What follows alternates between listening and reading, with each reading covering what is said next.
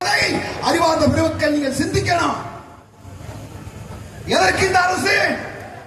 ஐயா ஸ்டாலின் ஒரு முதலமைச்சர் வேட்பாளர், ஐயா எடப்பாடி ஒரு முதலமைச்சர் வேட்பாளர், தற்கொலை தலைநகரம் பக்கா மாஸ் பொடி மாஸ் ஒரு முதலமைச்சர் வேட்பாளர், ஒரு முதலமைச்சர் வேட்பாளர், அண்ணன் சீமான் முதலமைச்சர் வேட்பாளர். எவன் முதலமைச்சர் நாற்காலில் அமர்ந்தால் என்ன ஆட்சி நடக்கும் என்பதை நீங்கள் சிந்தித்து பாருங்கள். 49 அட்டவணை, 462 பக்கங்கள். அவர் எலெக்ஷன் மேனிபெஸ்டோ, எங்கள் தேர்தல் வரைவு நாங்கள் வந்தால் செய்வோம். மக்களரசு www.மக்களரசு.in போய் பாருங்க. ஆனா ஒரு நன்மை, இந்த விஜய்ங்கிறவன் கட்சி ஆரம்பிச்சனால இப்ப சாதிவாரி கணக்கெடுப்பு நடத்திடலாம் ஒரு அரசு, மதவாரியான கணக்கெடுப்பை ஒரு அரசு நடத்திடலாம். எத்தனை ஆண்கள், எத்தனை பெண்கள், எத்தனை இளைஞர்கள், எத்தனை மருத்துவர்கள், எத்தனை பொறியாளர்கள், எத்தனை காவல்துறை அதிகாரி, எல்லா கணக்கையும் நீங்கள் எடுக்கலாம். தமிழ்நாட்டின் தற்கொலை கணக்குகளை எதை வைத்து எடுப்பது?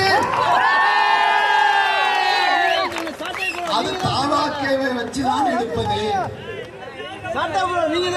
என்ன இதுல என்ன சிக்கன்னா, எங்களுக்கு பெரும்பான்மையா இஸ்லாமிய உறவுகள், கிறிஸ்தவ உறவுகள், திராவிடர்கள் கடந்த 60 ஆண்டுகளாக சிறுபான்மை சமூகம் என்று அழைக்கப்படுகின்ற கிறிஸ்தவ இஸ்லாமிய மக்களுக்கு திமுக செய்த ஒரு நன்மை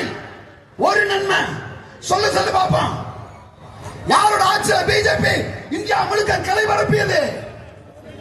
யாரடா ஒரு வார்டு தேர்தல் விட, வார்டு எலெக்ஷன் விட கவுன்சிலர் ஆக முடியாத ஹெச் ராஜாவை சட்டமன்றத்துக்கு அனுப்பிய கட்சி யார்? தலைவர் யார்? யாருக்கான பாதுகாப்பு? யாருக்கு பாதுகாப்பு? அப்பாவி சிறைவாசிகள் நான் வந்தால் விடுதலை செய்வேன். ஐயா ஸ்டாலின், நீங்கள் 2021 இந்த இஸ்லாமிய சமூகத்தை பார்த்து நீங்கள் பேசுகிறீர்கள், வாக்குறுதி கொடுத்தீர்கள். அப்பாவி இஸ்லாமிய சிறைவாசிகளை நான் விடுதலை செய்வேன்.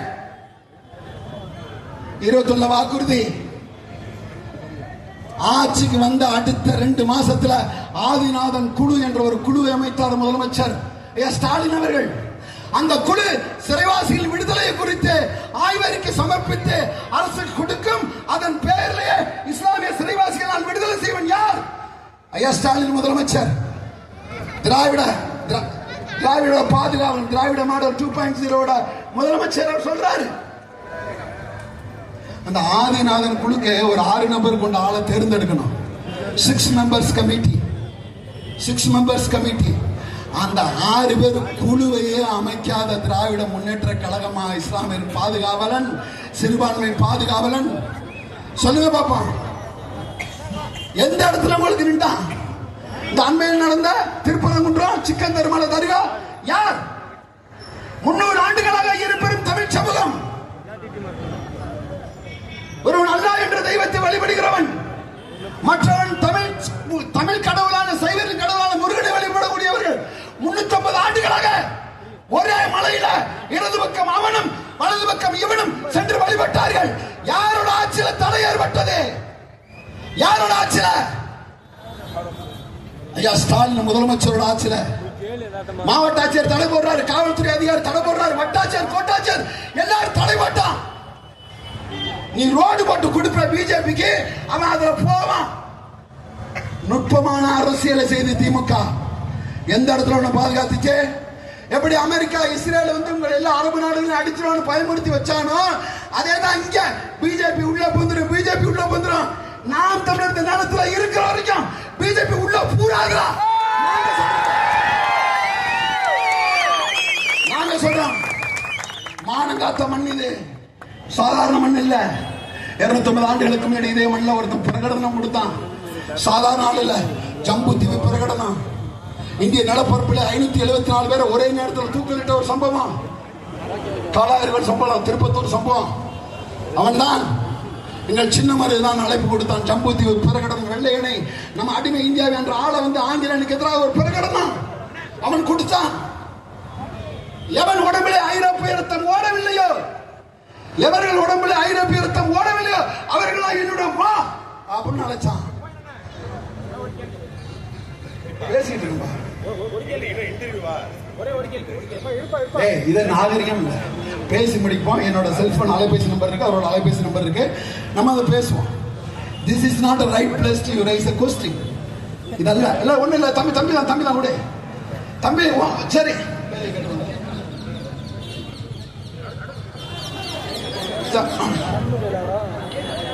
அப்ப இந்த மாதிரி சூழல்கள் இந்த சிக்கல்களுக்கு அந்த ஜம்பு பிரகடனம் அழைப்போடு தான் இங்க நடக்கிறது. தேர்தல் இல்ல இலவசம் பணம் பொருளாதாரம் சுரண்டி கொடுக்கக்கூடிய வளத்தை நிலத்தை சுரண்டக்கூடியவர்களுக்கும் இதை பாதுகாக்கக்கூடியவர்களுக்கும் இதை சுரண்டக்கூடிய திராவிடத்துக்கும் இதை பாதுகாக்க நடக்கிற தமிழ் தேசியத்துக்குமான போர். இது தேர்தல் அல்ல. அன்னைக்கு எப்படி சின்னமருது அழைப்பு விடுத்தானோ அதே போல ஒரு அழைப்பு விடுக்கிறோம். இந்த மண்ணை காக்க வேண்டும் என்ற எண்ணம் எவன் உடம்பிலே ஓடுகிறதோ அவனெல்லாம் எங்களோடு வா. எவனெல்லாம் திராவிடன் இல்லை என்று இந்த நிலத்திலே தன்னை உணர்கிறாயோ அவனெல்லாம் வா, என்னோடு வா, சீமானோட வா என்று அழைப்பு விடுக்கிறோம். நடப்பது தேர்தல் அல்ல. தமிழ் தேசியத்திற்கும் திராவிட தேசியத்திற்கும் நடக்கிற சண்டை.